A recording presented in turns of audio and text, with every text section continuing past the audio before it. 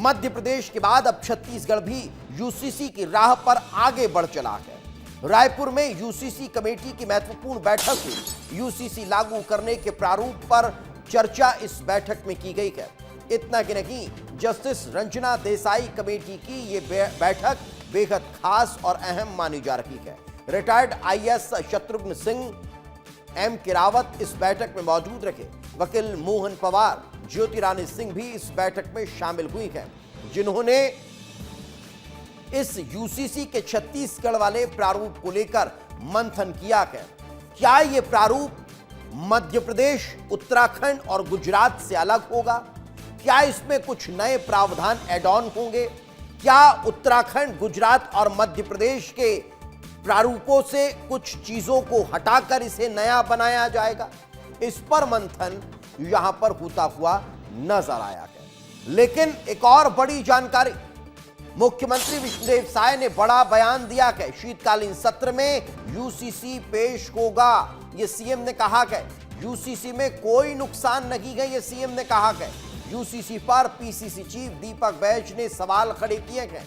छत्तीसगढ़ में यूसीसी की आवश्यकता क्या है? यूसीसी से जल, जंगल, जमीन छीनने की कोशिश की जा रही है, यह कांग्रेस कहती हुई नजर आ रही है। तो मध्य प्रदेश में यूसीसी बिल पास होने के बाद छत्तीसगढ़ में यूसीसी बिल के मसौदे की तैयारी तेज हो चुकी है। यूसीसी पर बनी कमेटी की आज रायपुर में अहम बैठक हो रही है, जिसमें यूसीसी के प्रारूप पर चर्चा हो रही है। सुप्रीम कोर्ट के रिटायर्ड जस्टिस रंजना प्रकाश देसाई, उत्तराखंड के रिटायर्ड आईएएस अधिकारी शत्रुघ्न सिंह, छत्तीसगढ़ के रिटायर्ड आईएएस अधिकारी एम किरावत के साथ ही वरिष्ठ अधिवक्ता मोहन पवार और ज्योतिरानी सिंह बैठक में शामिल हैं। यूसीसी पर बनी हुई कमेटी विवाह, तलाक, गुजारा भत्ता, उत्तराधिकार समेत कई विषयों पर प्रारूप तैयार कर राज्य सरकार को रिपोर्ट सौंपेगी। रिपोर्ट के बाद सरकार इस पर विचार करेगी।